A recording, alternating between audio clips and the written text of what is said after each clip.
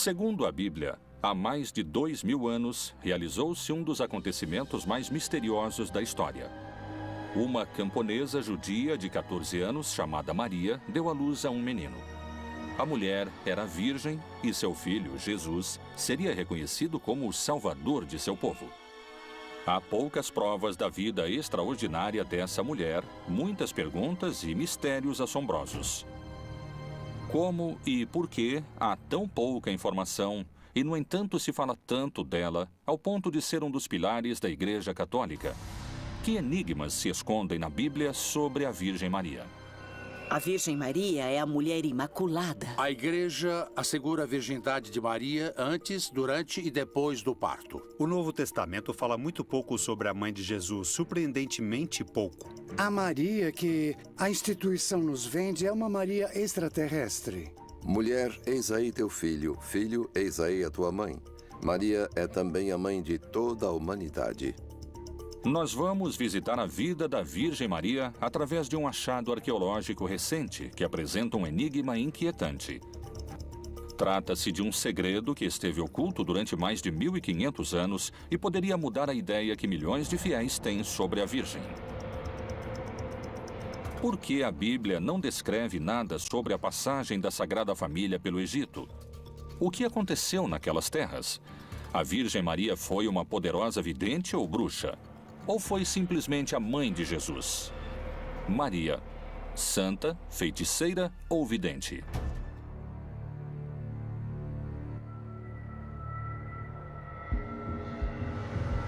Recentemente, um manuscrito de mais de 1500 anos foi interpretado, escrito em língua copta, um idioma usado pela cristandade no Antigo Egito. É um feito que surpreendeu a comunidade científica, sobretudo pelo que sugere seu título: O Evangelho dos Oráculos de Maria.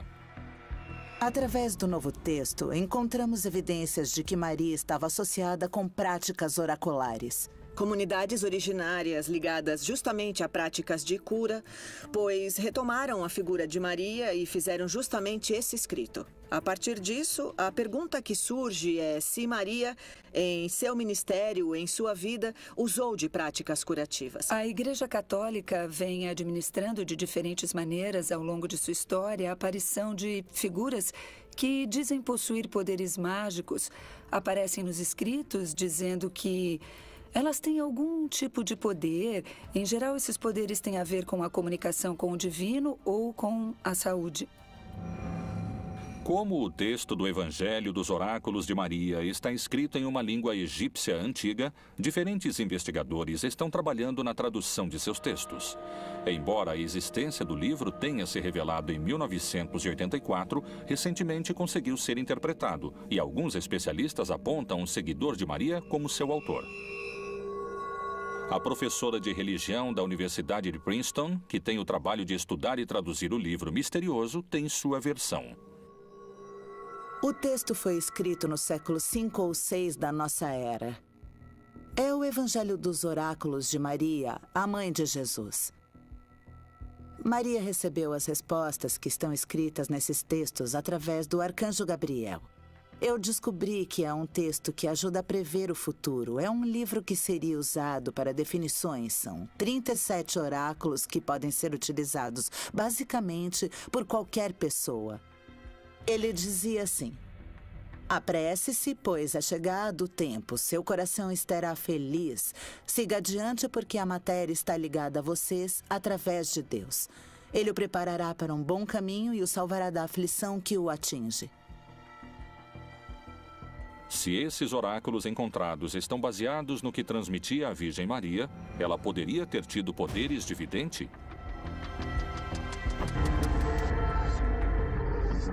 Além desse antigo manuscrito, quais são os outros indícios de que Maria poderia haver dominado poderes obscuros?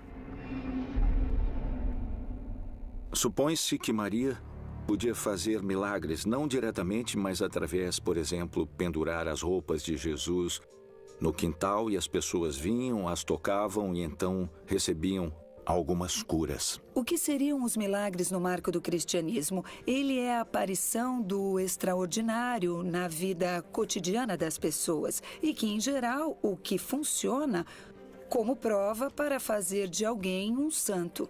Os milagres eram para benefício de uma pessoa, mas também era o testemunho de toda uma comunidade. Os feitiços geralmente são usados para causar danos. A feiticeira não deixarás viver. A bruxaria é um sistema de relações. Através de uma pessoa que faz um sortilégio, um malefício a outra. Então, essa pessoa que se sente afetada por esse malefício recorre à figura do bruxo, buscando a cura, pedindo um outro malefício para detê-lo.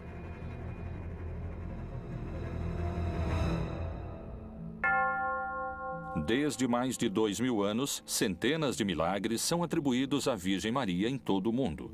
Esses poderes podem ter relação com os de uma feiticeira? Talvez a resposta se encontre entre as virgens e bruxas mais famosas da história. Bodmin, Inglaterra, começo do século XIX. Joan White, uma das bruxas mais famosas da história. Diziam que ela era clarividente e que as pessoas recorriam a ela para adivinhar seu futuro e curar-se. Ela visitava um poço santo, pendurava os curativos de uma pessoa enferma nos galhos de uma árvore e assim ajudava em sua cura. Crê-se que no poço sagrado onde curava os enfermos, ela invocava os poderes da Virgem Maria. Na verdade, o Novo Testamento fala muito pouco da Mãe de Deus, surpreendentemente pouco. E às vezes, não de uma maneira, digamos, positiva, como a piedade cristã imagina, ou até como a piedade cristã crê. Por quais motivos a Bíblia fala tão pouco sobre a vida da Virgem? Será que Maria teria levado uma vida fora dos parâmetros da doutrina da Igreja? Qual é a relação e quais mistérios revelam os achados dos oráculos de Maria? As pessoas que escreveram este oráculo consideravam Maria uma médium. Eu acredito que esse texto funcionava como uma pessoa que consulta a Bíblia hoje em dia. Ela abre e a passagem que lê está dirigida à sua vida. Em certo sentido, esses oráculos eram como os psiquiatras do mundo antigo. São muitas as passagens bíblicas que anunciam os castigos de Deus àqueles que desviam do caminho e das Escrituras Sagradas. A leitura que se faz através desses personagens é uma leitura oficial. E é a leitura que chega a todos nós. Algum homem ou mulher em si tiver um espírito de necromancia ou espírito de adivinhação, certamente morrerá. Serão apedrejados. O seu sangue será sobre eles. Na Bíblia, vamos encontrar personagens que estarão fora de toda a estrutura religiosa, que queriam se apresentar ou que se apresentavam dentro do povo. A bruxaria é incompatível com a fé em Deus a partir do ponto de vista bíblico, porque aquele que dá a saúde, se você usa de bruxaria para se curar, aquele que dá a saúde é Deus, embora existam médicos. Se se trata de conhecer o futuro, aquele que o revela é Deus.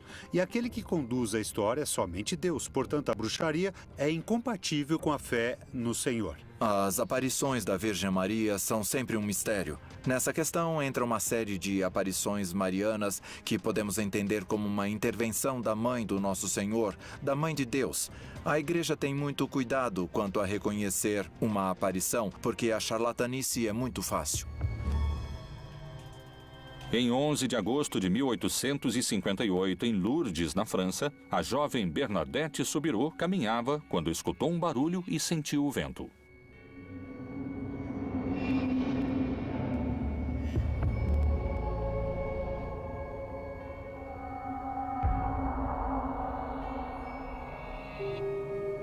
Era a Virgem. Assim foi registrado e autenticado pela Igreja. A mensagem de Lourdes é muito interessante porque é uma mensagem de saúde, é uma mensagem onde surge esse manancial de água que se converte no princípio de curas milagrosas. Hoje existem equipes de cientistas, de médicos, que quando acontecem curas extraordinárias, as estudam para determinar se se trata de um evento divino, de um milagre. Hoje ela poderia ser uma espiritualista, uma cartomante ou qualquer prática dessas.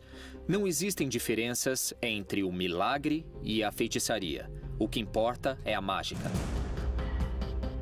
Atualmente, a figura da Virgem transcende a de qualquer figura bíblica, especialmente em alguns países da América Latina, como o México, onde o Dia da Virgem é mais importante do que o próprio Natal. A Virgem de Guadalupe é talvez a aparição que esconde os maiores enigmas. Que poderes secretos existem por trás da Virgem Maria? A primeira aparição foi em um sábado, 9 de dezembro de 1531, quando São Juan Diego colocou diante do frei Juan de Zumárraga as rosas que levava em sua tilma. Ele deixa caírem as rosas que havia colhido no Monte Tepeyac e, bem, eis que se formou a imagem da Santa Maria de Guadalupe. Esta Virgem está cercada de mistérios que a ciência não pode explicar. Para muitos está ligada ao milagre, para outros à bruxaria. Será que a magia, a bruxaria e os milagres são eventos que respondem à mesma essência? Ao longo dos séculos foram feitas várias investigações em torno da imagem de Guadalupe. As primeiras que chamaram a atenção foi quando, em 1938, tiraram uma fotografia dos olhos e neles se encontrava como que o perfil de uma pessoa. Trabalhando em uma importante empresa de processamento digital de imagens, o engenheiro José Asti Tosman realizou a digitalização de uma fotografia do rosto da Virgem de Guadalupe, tirada diretamente da tilma original. Ela revelaria o que é uma das descobertas mais incríveis. Em 1979, logo no início, me ocorreu utilizar o que eu estava empregando em meu trabalho. Eu estudava a imagem de Nossa Senhora. O processo que eu utilizei foi trabalhar com fotografias, digitalizá-las, ampliações, melhorias com filtros matemáticos e lá no centro na pupila, estava a família. Eu creio que essa foi a mensagem que Nossa Senhora nos deixou. A Virgem de Guadalupe é adorada por milhões de fiéis ao redor do mundo que asseguram terem sido testemunhas de inúmeros milagres. Grandes multidões se reúnem todos os anos para pedirem e agradecerem. As curas que ali acontecem mantêm a esperança dos que se aproximam e dão à Virgem e aos seus poderes milagrosos um papel de protagonista na fé, até mesmo maior do que o de seu filho Jesus. Eu vim agradecer o aparecimento da minha sobrinha, que estava perdida e, graças a Deus, voltou. Nós a encontramos, então eu vim cumprir a promessa. Para mim, ela é tudo, com certeza. É como a mãe que a vida nos deu. Ela é algo muito importante. Meu problema é que há muitos anos eu não consegui engravidar. Então, eu pedi à Virgem que me desse esse milagre de engravidar. Essa é a minha filha. No dia 17 fará um mês e eu vim agradecer à Virgem por eu ser mãe. Para mim, ela é como a minha segunda mãe. Para mim é algo, não sei, algo muito especial a Virgem de Guadalupe. A Virgem de Guadalupe não foi a única aparição. Existem 28 visões da Virgem aprovadas pela Igreja Católica. Mas aparições espetaculares de mulheres ligadas à bruxaria também são narradas em escritos desde a antiguidade. Será que essas visões foram as mesmas? Existem evidências históricas de práticas ocultistas que remontam a mais de 30 mil anos. A magia, a feitiçaria e o contato com os poderes naturais se estenderam até tempos ancestrais, até o Antigo Egito. Quais são as provas de que Maria chegou até lá? Qual é a ligação misteriosa entre Ísis, a deusa do Egito Antigo, chamada Grande Bruxa, e a Virgem Maria?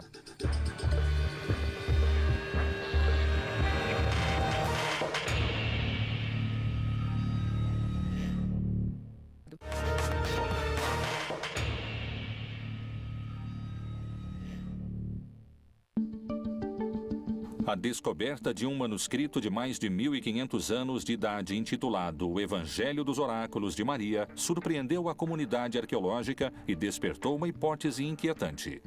Será que Maria teria sido uma vidente? Existem antecedentes dessas práticas no Egito? Especialistas afirmam que esse texto misterioso foi usado lá. Já na Idade Média, se tentava identificar a Maria e até mesmo a Jesus como personagens que aprenderam com a sabedoria dos egípcios, especialmente dos magos, e que foram destas artes secretas que eles obtinham as fórmulas ou o poder para realizar os milagres. Será que a Virgem Maria teria chegado até essa região do Alto Egito? Ela aprendeu no Egito técnicas para dominar poderes misteriosos? Maria estava no lugar onde o manuscrito foi achado? Para revelar esses mistérios, é necessário seguir os passos da Sagrada Família até a terra dos faraós. Então Herodes, vendo que havia sido iludido pelos magos, irritou-se muito e mandou matar todos os meninos que havia em Belém. O contexto é que Herodes, um idumeu, aliado a Roma, fica sabendo da visita de uns magos que vinham do Oriente e que havia nascido um rei. Ele pensa que é um rei terreno que vai tirá-lo de seu lugar. E então ele decide matar os meninos de uma aldeia que fica ao sul da Judéia e que se chama Belém. E tendo ele se retirado, eis que o anjo do Senhor apareceu a José num sonho, dizendo: Levanta-te e toma o menino e sua mãe, e foge para o Egito, e demora-te lá até que eu te diga, porque Herodes há de procurar o menino para o matar.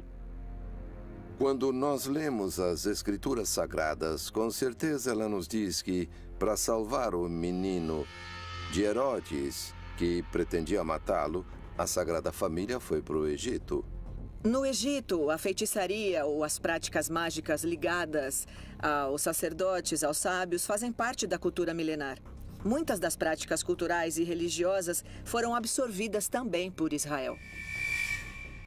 Mesmo sem termos conhecimento do local onde foi encontrado o Evangelho dos Oráculos de Maria, os textos similares dão indícios de uma possível origem onde práticas religiosas e rituais pagãos eram realizados. Não sabemos exatamente onde esse texto foi encontrado. O que sabemos é que foi doado à Universidade de Harvard, mas as pessoas que o doaram não disseram onde o encontraram. Existe um lugar no Egito onde tem o altar de um santo, São Colutos, que fica localizada na cidade de Ansena. Lá foi encontrada uma página de um texto similar. Assim, nós soubemos que as mesmas pessoas que praticavam essas mesmas consultas usando os altares dos santos no Egito.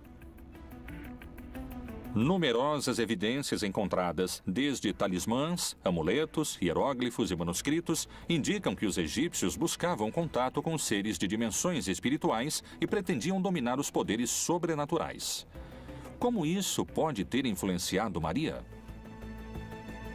Todas essas sociedades que nós viríamos a chamar de Oriente Médio, com processos de expansão desses reinos que se transformaram em impérios e suas políticas de dividir as comunidades e realizar deportações foram se formando comunidades desses grupos que começaram a ser, digamos, excluídos desse lugar geográfico onde habitavam e começaram a viver em outras zonas. Analisar sociedades antigas com os parâmetros de hoje às vezes pode ser um pouco complicado porque temos que nos situar no contexto. Nesse momento estamos situados nos primeiros séculos, do 1º ao 3º século da era cristã, onde o termo que se utilizava mais comumente era o termo mago, maga, que vinha do egípcio mag, que significa sacerdote.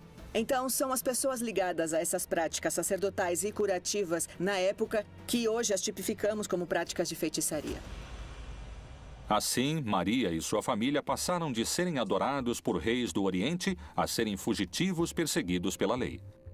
Segundo o Evangelho extracanônico, a Sagrada Família partiu de Belém até Gaza, onde atualmente é o Parque de Zaranik, situado a 40 quilômetros a oeste de Al-Arish. Eles entraram no território egípcio pela parte mais setentrional do árido e duro deserto do Sinai. Nós temos registros do século VI a.C. de uma comunidade em Elefantina, composta praticamente por militares judeus, os quais haviam encontrado os papiros, os famosos papiros de Elefantina. Esses papiros nos revelaram como era o judaísmo na época. Em Elefantina havia um judaísmo sincrético, onde o templo era dedicado a Yahvé e também à deusa Anat.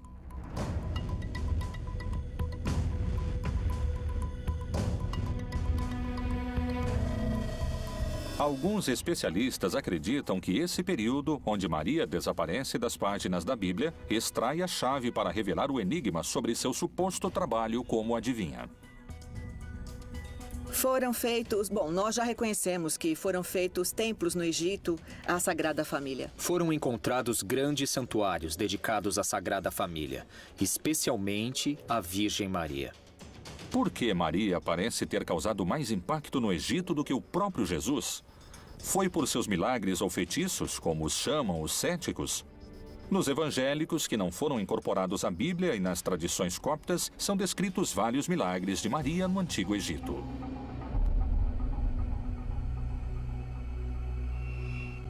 Jesus também utilizava plantas medicinais para suas curas, possivelmente. Isso faz parte, poderíamos dizer, das práticas tradicionais, medicinais, nas quais as mulheres teriam um papel fundamental. Daí poderiam concluir que Maria também participou dessas práticas. Os especialistas que sustentam a ideia de que Maria dominou técnicas de ocultismo, além dos oráculos, descobriram outros indícios. A chave também se encontra no Antigo Egito. No texto bíblico, nós teremos Maria, que em alguns momentos é muito forte, pois foi um instrumento de Jesus, do Deus feito carne. E fora do texto bíblico, temos outra líder interessante, que é Ísis.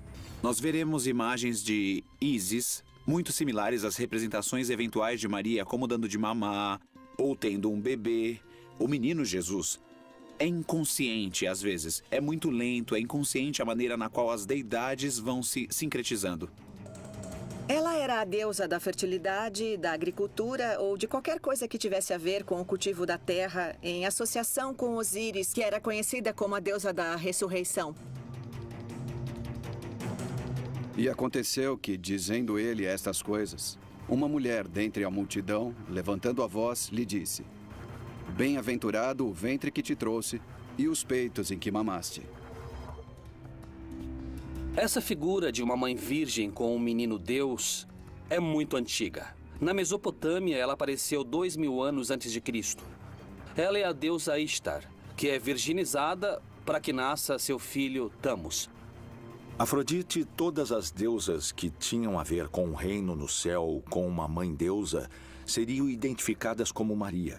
Mas a partir do século IV em diante, já seria muito difícil separar as ideias genuinamente cristãs desta mistura com personagens do mundo pagão.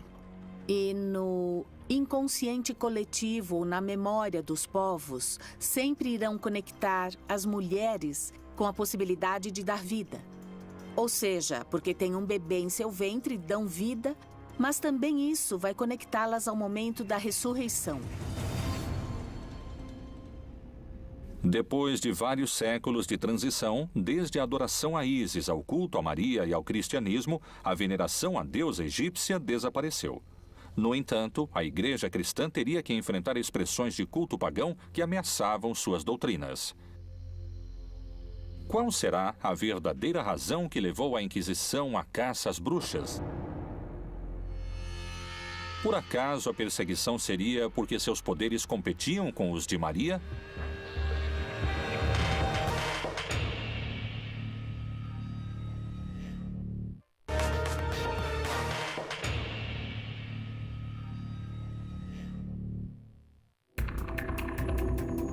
A chegada do cristianismo a Roma mudou a história de todo o mundo. A igreja recém-nascida se encontrou com as crenças chamadas pagãs e foi produzido um choque sem precedentes. Segundo alguns estudiosos, a figura da Virgem Maria também haveria sofrido mudanças para adaptá-la às crenças pré-existentes. O que foi escondido sobre a verdadeira Virgem Maria? Posteriormente, o Império condenou como bruxarias as mesmas atividades que transformaram Maria na mulher mais venerada pelo novo cristianismo romano? A personagem de Maria, por muito tempo, foi considerada perigosa.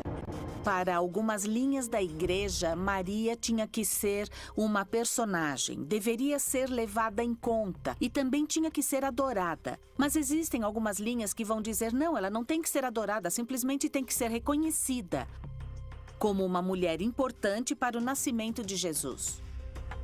As primeiras condenações de bruxos e bruxas aconteceram no século XIII, com o surgimento da Inquisição, cuja atividade principal não era contra a bruxaria, mas sim contra a heresia.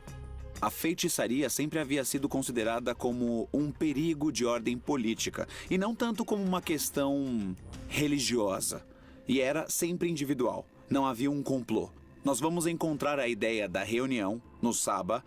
Uma ideia de complô contra o cristianismo muda completamente a dimensão de que se tem da feitiçaria.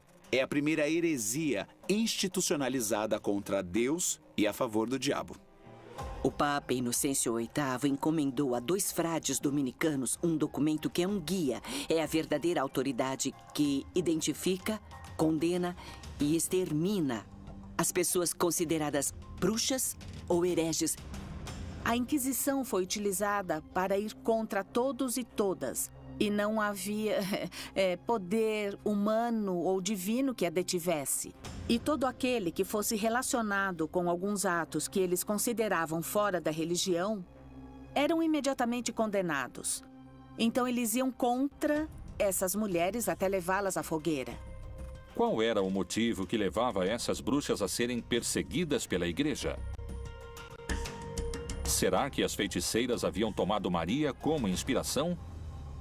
Quando se vinculava a Maria durante o tempo da Inquisição, se vinculava a mulheres que seriam chamadas de bruxas. Mas eram essas mulheres que se atreviam a ler além do que a igreja permitia. Então, é claro, a igreja começou a dizer que elas eram bruxas. Se atreviam a ter outro tipo de conhecimento que não era conveniente. A devoção à Virgem Maria na época da Inquisição era um sinal do mal.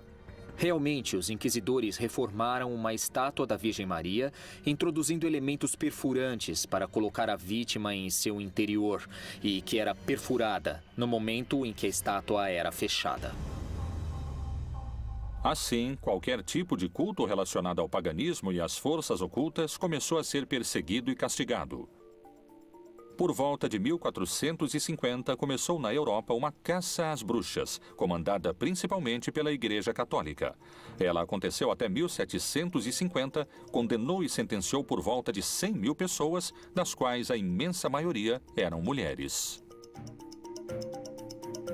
A caça às bruxas é um acontecimento histórico que, na realidade, é uma verdadeira histeria coletiva. Todos aqueles que estão fora do meu marco teológico são bruxos ou são bruxas, ou são adivinhos ou são adivinhas. Mas eles poderiam pensar que eram simplesmente outras maneiras de ver uma questão espiritual. As bruxas são mulheres transgressoras que interrompem e transgridem o que, aos olhos dos perseguidores ou dos homens, eram consideradas que fugiam às regras. Que práticas diferenciavam as bruxas das mulheres? Seus poderes supunham um perigo para a Igreja Católica?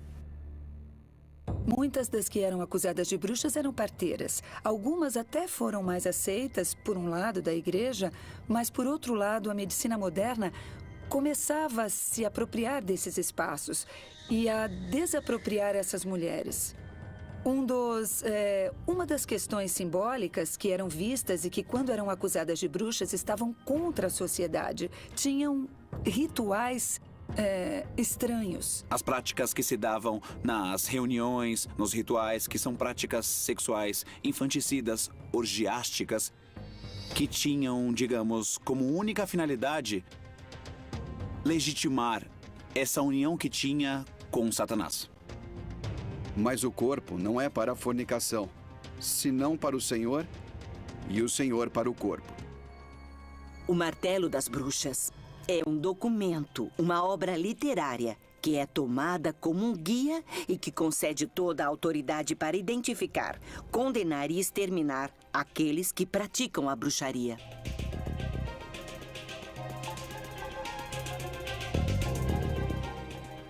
Na Idade Média, o imaginário feminino e a força da feminilidade volta com as beguinas, que nascem na Alemanha. Na Bélgica, muitas mulheres viam uma saída. Eu não quero casar, mas não quero ser freira. Elas iam viver nos beguinários, e muitas dessas beguinas terminaram em uma fogueira acusadas de bruxaria. Foi o medo da força feminina outra vez, e destruíram os beguinários com fogo. As ideias que relacionavam Maria com a deusa Ísis e com a magia pareciam ficar para trás. No entanto, segundo afirmam esses especialistas, a Idade Média foi uma época de controvérsia e discussão sobre outro aspecto da vida de Maria, o sexo. A Maria é venerada como uma mãe, e uma mãe muito especial, uma mãe que não pecou, que concebeu sem pecar, porque a Igreja continuava considerando que mesmo o ato sexual para a concepção era algo pecaminoso. É daí que vieram, por exemplo, os lençóis com furos para que não vissem os corpos, a malícia, que significava a nudez da mulher, não a do homem. Parece que a maldade estava encarnada na mulher. As mudanças físicas próprias de uma mulher já são uma alteração no corpo, então isso para eles era um efeito demoníaco, que a elas se atribuía o fato de terem esses poderes demoníacos, por isso é que eram torturadas e queimadas. Tamar, tua nora adulterou, e eis que está grávida do adultério. Então disse Judá: tirai-a fora, para que seja queimada. Eu creio que Maria é Maria e tem o lugar que tem porque não é uma mulher. É uma mãe, não é uma mulher. A Virgem Maria é o protótipo da mãe, é a mulher imaculada, ou seja, sem mancha. Nela não há pecado, porque também está associada à sua maternidade e à sua obediência. Maria é virgem, enquanto que a bruxa pratica sexo selvagem. Maria se entrega ao Espírito Santo, a bruxa se entrega ao demônio. Maria concebeu o Filho de Deus, enquanto que a bruxa concebe rãs e monstros. Segundo vários especialistas, para afastar a Virgem Maria de qualquer ideia ligada à magia e ao paganismo, a Igreja construiu sua imagem como o oposto das mulheres perseguidas. Enquanto muitas delas eram acusadas de práticas sexuais, Maria era vista como o contrário, virgem e com um único filho concebido por Deus. Se a virgindade era tão importante, o que aconteceria se Maria não tivesse sido virgem? A virgindade de Maria tem sido motivo de controvérsia durante séculos. Existem provas que indiquem o contrário? Há evidências de outros filhos?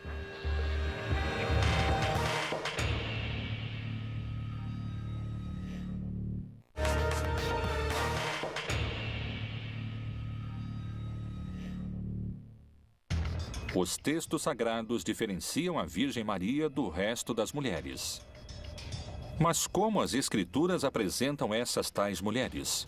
Para reforçar a imagem de Maria como o oposto das feiticeiras, a Igreja também teria se apoiado em outras figuras femininas que a Bíblia descreve.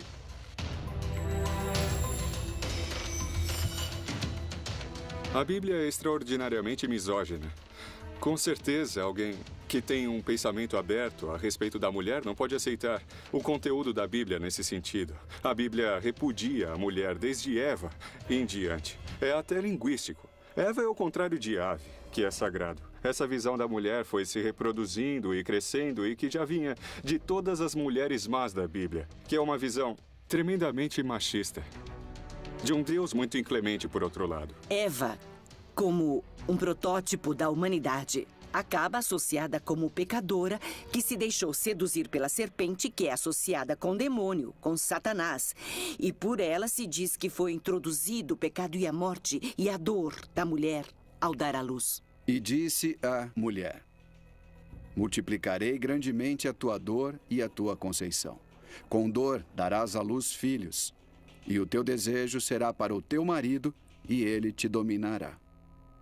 Adão e Eva pecam. Adão e Eva se separam do plano original de Deus, enquanto que Maria é virgem, é fiel. Maria Madalena é uma mulher que aparece nos 4 evangelhos, nos momentos mais importantes da vida de Jesus. É dito que Jesus expulsou 7 demônios dela. Obviamente, uma interpretação patriarcal o associa imediatamente aos varões. Ela é pecadora porque tinha 7 amantes ou maridos. Agora, como também é representada Maria Madalena na iconografia?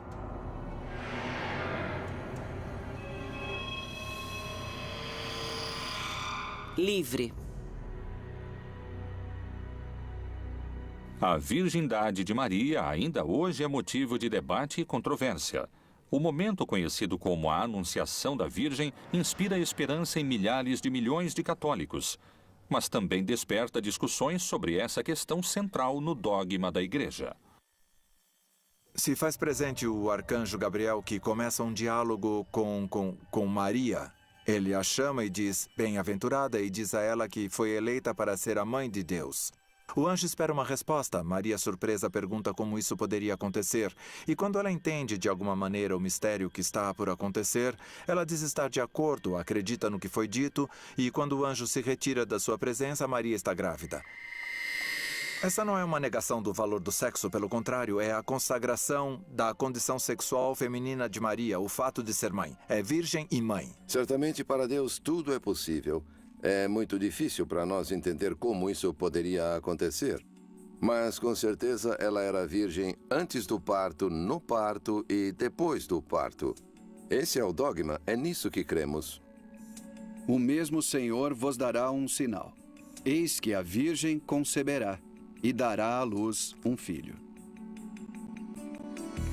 Em grego, o evangelho nunca disse que era virgem. A chamam de kore, que quer dizer... começou a menstruar donzela. A donzela era uma adolescente, não necessariamente uma virgem, muito menos nessa época, onde aos 12, 13, 14 anos no máximo, já estavam vivendo a metade de suas vidas. Por que hoje em dia ainda é tão importante a imagem de uma mãe virgem? Sempre vão pensar que a mulher tem que ser absolutamente pura e santa e divina. E falar que a própria mãe de Jesus não tivera mais filhos e que se conservou virgem, mesmo depois do nascimento de Jesus, foi um grande tema e também uma grande discussão teológica. Jesus foi se transformando nos arquétipos religiosos da época. E para isso é preciso fazer de Maria mamãe, seguindo os arquétipos religiosos da época. Ou seja, na época, para dizer que alguém teve uma inspiração divina, tinha que dizer que era um filho ou uma filha da divindade com alguém humano. E por que uma virgem? Não pela pureza. Isso seria inventado 5, 6 séculos depois de Cristo. E sim pela autonomia da mulher. Um Deus não pode nascer de uma subjugada. Um Deus não pode nascer de uma submetida. Um Deus tem que nascer de uma virgem independente. A questão da virgindade de Maria se relaciona com outro mistério que também é motivo de discussão há vários séculos. Maria teve outros filhos além de Jesus? Há outras linhagens ocultas pela Igreja? Vamos observar que nos evangelhos se fala de outros irmãos de Jesus e que certamente Maria teve outros filhos. A Igreja trata de ignorar isso por um princípio de dogma. Esse dogma sempre trata Maria como virgem, pretendendo elevar um pouco a condição de Maria a uma situação de destaque, quase que espiritual. E ele, ainda falando para a multidão, eis que estavam fora sua mãe e seus irmãos, pretendendo falar.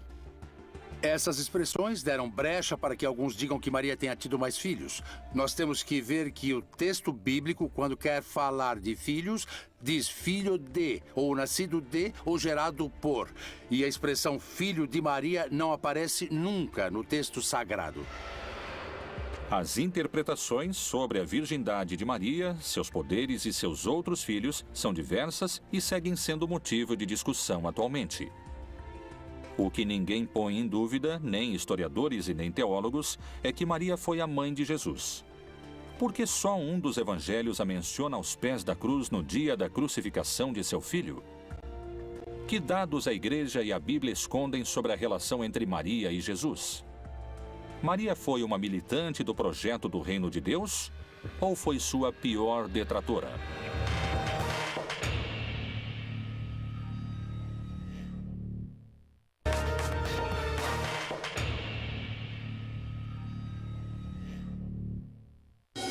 A virgindade de Maria, sua vida sexual e seus outros filhos, além de Jesus, são sujeitos à interpretação e à fé de cada indivíduo. A Bíblia conta muito pouco sobre esse tema, como é pouca também as informações que se encontram nos textos sagrados sobre sua relação com Jesus. Por que o único evangelho que fala sobre Maria ao pé da cruz é o de João? Por que a Bíblia abstém-se de tantos dados sobre a vida de Maria e sobre tudo a respeito de sua relação com Jesus? E junto à cruz de Jesus estava sua mãe, e a irmã de sua mãe, Maria, mulher de Clopas, e Maria Madalena. Entre Jesus e Maria havia um problema de entendimento. A piedade cristã não pode suportar isso, especialmente a católica e a ortodoxa não conseguem suportar isso e enfeitam de flores a relação de Jesus com sua mãe, sem pensar que era conflituosa ou que foi conflituosa todo o tempo. E acho que Maria teve problemas para entender a missão de seu filho. A relação entre Maria e Jesus foi muito conflituosa no começo, porque a Maria não queria que Jesus enfrentasse nada mais, nada menos que o Império Romano. E diz um texto de Marcos que a Maria quis se apoderar dele e a expressão sugere muita violência. Que planos Maria tinha para sua própria vida e para seu filho? O quanto acompanhou Jesus em sua luta? Será que Maria conhecia, através de seus poderes místicos, o final anunciado que esperaria ao seu primogênito e este ser o motivo de sua disputa? A mãe pressentia aquilo que aconteceria com Jesus e por isso se opõe totalmente a Jesus. E Jesus a rechaça. Ele segue seu caminho. E quando a mãe interfere, ele diz à mãe que não se meta. Em certa ocasião, Jesus é avisado que sua mãe e seus irmãos procuram por ele. E ele diz, e quem são minha mãe e meus irmãos? Esta resposta, mesmo que tenha um lado positivo, é agressiva com sua mãe. E então Jesus disse, quem não deixar pai, mãe, filho e irmãos não pode ser meu discípulo, porque os inimigos do homem serão os da sua casa. Maria realmente se opôs, sem dúvida. Naturalmente. E depois se converteu, depois se transforma.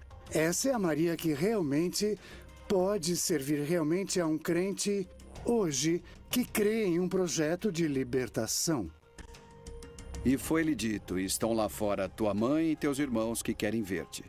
Mas respondendo ele, disse-lhes, minha mãe e meus irmãos são aqueles que ouvem a palavra de Deus e a executam.